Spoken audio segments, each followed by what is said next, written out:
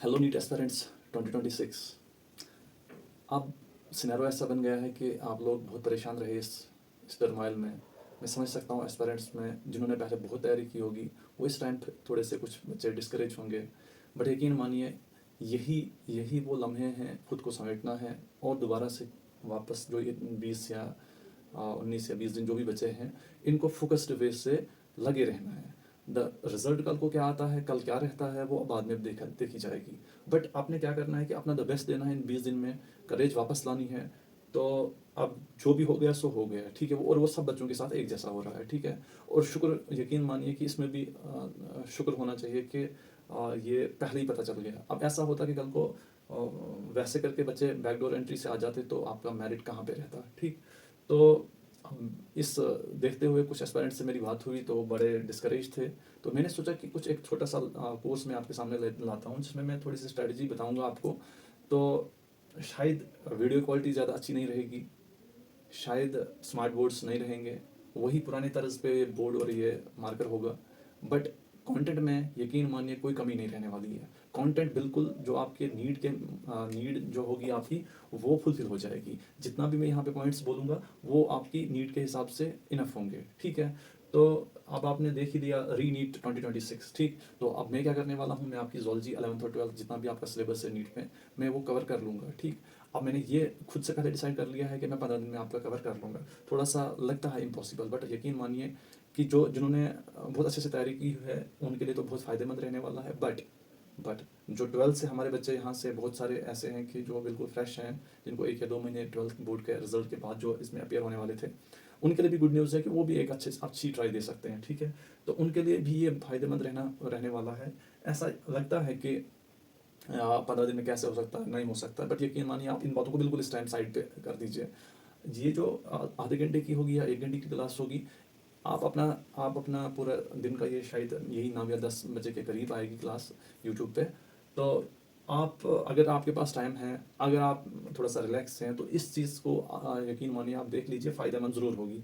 और जो जिस टॉपिक में परेशानी आ रही है या जो मैं यहाँ पे बता रहा हूँ उसमें भी कोई दिक्कत आ रही है तो आप मुझे, मैं इसमें आपका अपना व्हाट्सअप नंबर डाल देता हूँ या टेलीग्राम लिंक डाल देता हूँ, वहाँ से आप मुझे क्वेरीज अपनी डाल सकते हैं, ठीक।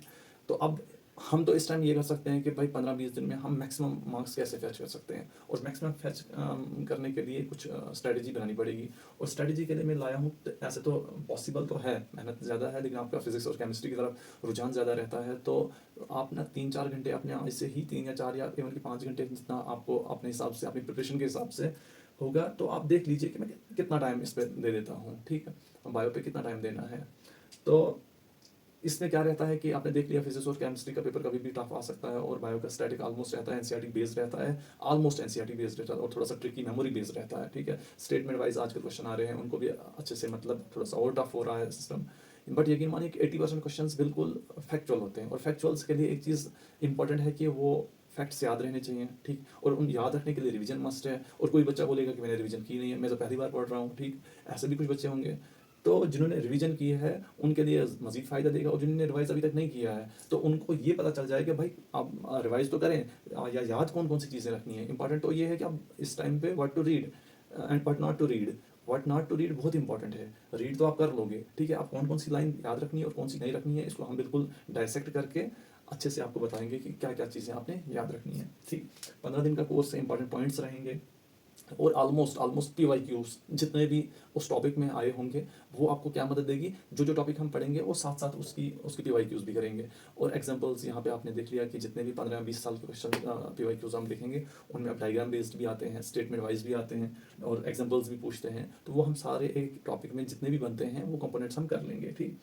तो हर टॉपिक की एक समरी, एक निचोड़ में आपको बता दूंगा, ठीक। एनसीईआरटी बेस्ड रहेगा। एनसीईआरटी के अलावा भी अगर कुछ कहीं पे मुझे लगा कि ये पॉइंट बताना बहुत ज़रूरी है तो वो बिल्कुल लिमिटेड होगा, ताकि कोई क्वेश्चन छूटे ना, ठीक। तो रिवीजन इस एग्ज़ाम की तो जान है ही, लेकिन बायो की तो वो जूलर वैन है, ठीक है। जूलर वैन अगर देखेंगे इस बायो की वो रिवीजन है, ठीक। तो कॉन्फिडेंस बिल्डिंग स्टेप्स आप यहाँ पे इस टाइम में यही बता सकता हूँ कि आपने क्या करना है कि आप अपना एक टाइम टेबल सेट कर लो, क्या होता है क्या नहीं होता है। अपने अगर 4 घंटे बायो को देने हैं वो देने हैं, ठीक। तो और एक चीज़ है भाई, आपने देखा होगा जिन्होंने नीट दिया होगा, आप मान लीजिए डमी पेपर जो था आपके सामने, उसमें देखा होगा कि आपने घर आके मैक्सिमम क्वेश्चंस गलत किए होंगे, सिंपल। ठीक, टफ तो सबके लिए टफ थे।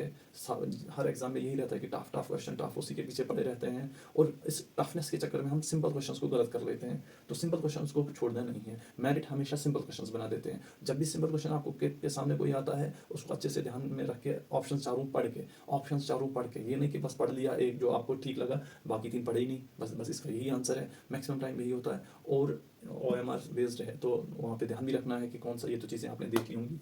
तो अब हम क्या करेंगे कि प्रायोरिटी बेस पे मैंने ये टॉपिक्स लिए हुए हैं, चैप्टर्स लिए हुए हैं, तो एक एक चैप्टर को हम बहुत अच्छे से पढ़ेंगे।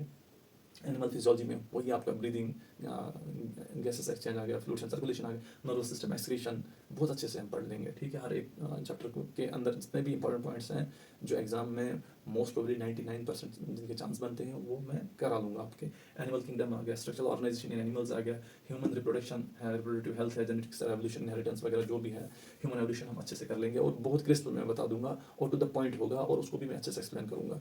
जहाँ पे मुझे लगेगा कि थोड़ा सा टेढ़ा है, मैं वो पॉइंट समझा के आपको बता दूंगा। Biology and human welfare, biotechnology and its application, ecology and environment. तो जो मैं टॉपिक लूँगा, आप ये यकीन मानना कि ये प्रायोरिटी मतलब वेटेज के हिसाब से ये होंगे। ठीक है, शायद वीडियो क्वालिटी अच्छी ना होगी, जो मैंने स्टार्ट में बोला था, तो अभी मैंने कुछ रिसोर्सेज नहीं है, मैं अभी थोड़ा बिजी शेड्यूल मेरा भी खुद चल रहा है।